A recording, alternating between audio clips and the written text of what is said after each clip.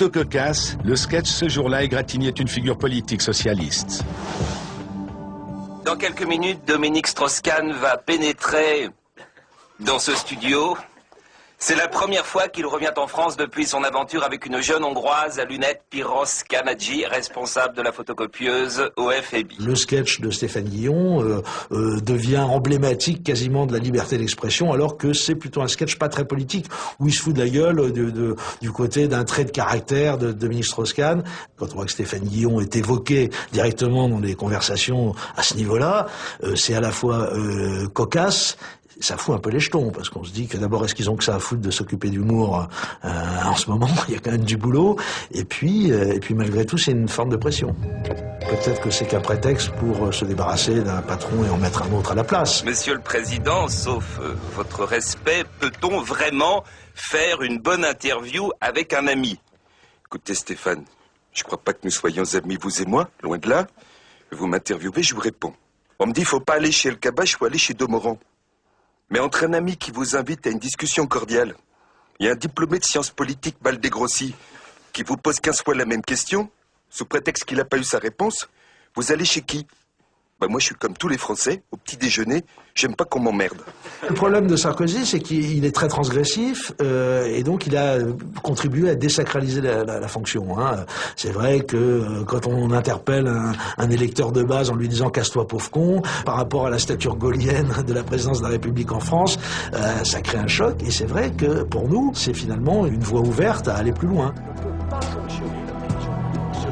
Après la radio, France Télévisions est à son tour dans la ligne de mire. Nicolas Sarkozy vient de supprimer la publicité des écrans et il possède les pleins pouvoirs pour désigner les futurs patrons des chaînes publiques. La star du 20h de France 2 craint désormais les rapports de force. Je pense que le pari de Nicolas Sarkozy de décider de nommer dorénavant les présidents de l'audiovisuel public, Radio France, France Télé, directement, même si c'est encadré par le Parlement, le CSA, etc., je pense que c'est un pari compliqué.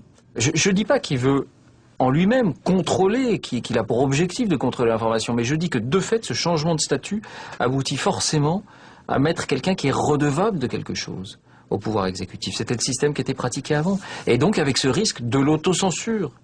Parce que le président de l'audiovisuel public a autorité sur le directeur de la rédaction qui a autorité sur les journalistes. Je dis c'est un risque. Oui, en France, on n'a jamais eu un président aussi près de la télévision et des responsables de la télévision. C'est un problème de génération. Et quand on regarde de plus près comment se sont construits ces réseaux, on s'aperçoit que ça a commencé très tôt, qu'il avait vraiment un dessein. Donc dès les années 80, dans la ville de Neuilly, où il était un tout jeune maire, il devait avoir 24 ou 25 ans, il a créé une association qui s'appelait Neuilly Communication. Et quand on regarde quels étaient les membres de cette association, ce sont les mêmes qui aujourd'hui ont les clés de l'ensemble de l'audiovisuel privé. Ce qu'il faut savoir, c'est que ce sont les mêmes qui sont aussi propriétaires de grandes entreprises, qui ont des relations très étroites avec l'État. Qu'il s'agisse de Lagardère, qui est aussi un marchand d'armes, et qu'il s'agisse de Bouygues, qui aujourd'hui est présent dans le nucléaire. Donc tout ça est quand même très inquiétant quant au pluralisme, quant au conflit d'intérêts, et donc quant à la démocratie. Madame, Monsieur, bonsoir. Monsieur le Président, bonsoir. Bonsoir, merci de m'avoir invité. Merci d'avoir accepté notre invitation. C'est la deuxième fois dans l'histoire de la Ve République qu'un président en exercice se rend dans les studios d'une chaîne de télévision.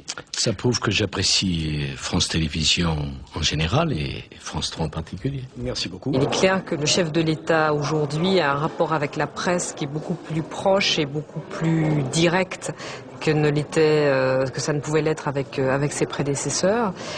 Et peut-être qu'effectivement, ça incite à l'autocensure certains confrères. Bon, c'est vrai que on fait beaucoup plus attention, mais à la limite, peut-être qu'on fait mieux notre métier aussi en faisant attention. Lors de cette édition spéciale, Audrey Poulevard n'hésitera pas à insister sur une question à laquelle Nicolas Sarkozy ne voulait visiblement pas répondre. Je voudrais savoir combien de contrôles d'identité, combien d'arrestations, à combien d'arrestations il faut procéder pour pouvoir expulser 25 000 personnes par an. Pour arriver à ce chiffre. Est-ce que vous n'arrêtez pas 25 000 personnes que vous reconduisez? J'imagine que le nombre de personnes arrêtées ou contrôlées... C'est une curieuse façon de présenter les choses. C'est une question. C'est une question. C'est une question, quand même. Et par des questions, on peut présenter les choses.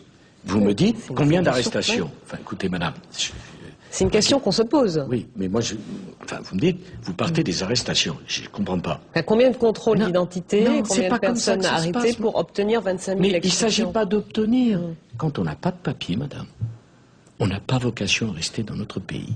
Même quand on a un emploi, même quand on a des enfants scolarisés ou qu'on a des situations sanitaires critiques. Je comprends que ce sujet vous touche, il me touche beaucoup aussi, figurez-vous. En tant qu'être humain, oui. Peut-être plus que vous, puisque moi j'ai eu à le gérer.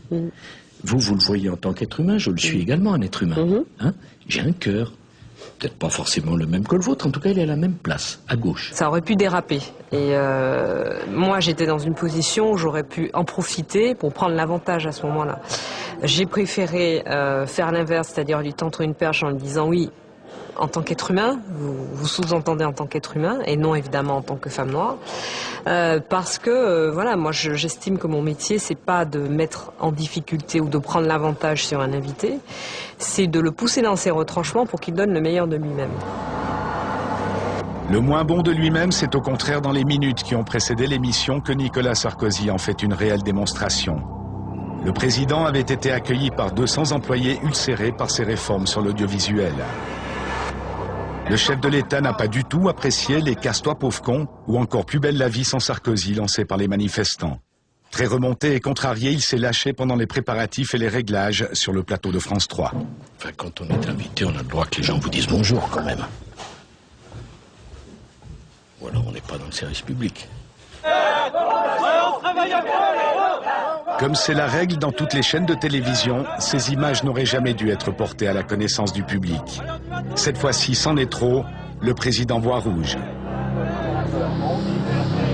Pour la première fois en France, après la diffusion de cette séquence sur le web, France 3 est obligé de porter plainte contre 2 journalistes du site Rue 89, et même contre 2 de ses collaborateurs soupçonnés d'avoir livré les images.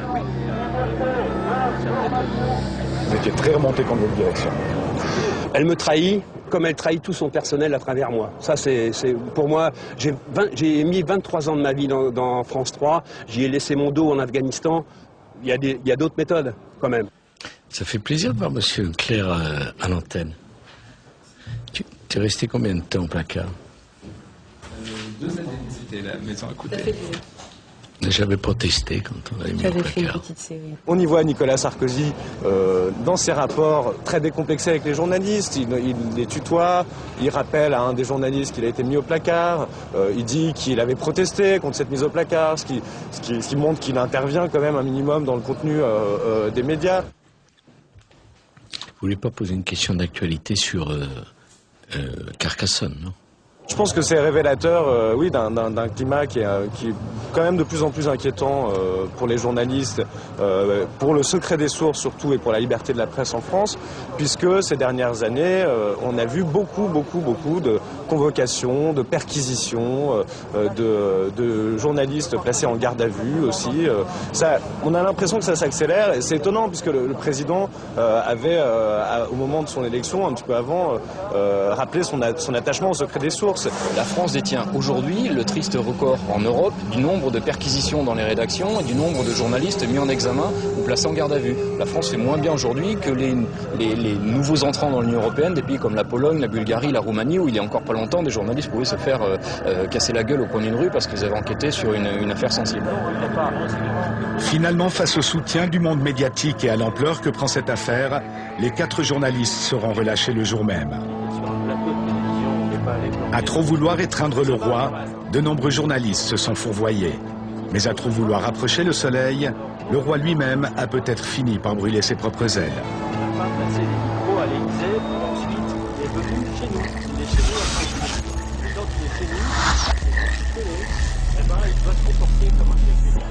Alors la liberté de la presse est-elle en danger en France? Est-ce que nos confrères peuvent encore exercer leur profession? Réponse cette semaine sur notre forum www.tempspresent.ch. Vous y retrouverez Pierre Aski, ancien rédacteur du journal Libération et désormais rédacteur en chef du site internet Rue 89, ce même site qui a justement diffusé les images interdites de Nicolas Sarkozy sur le plateau de France 3.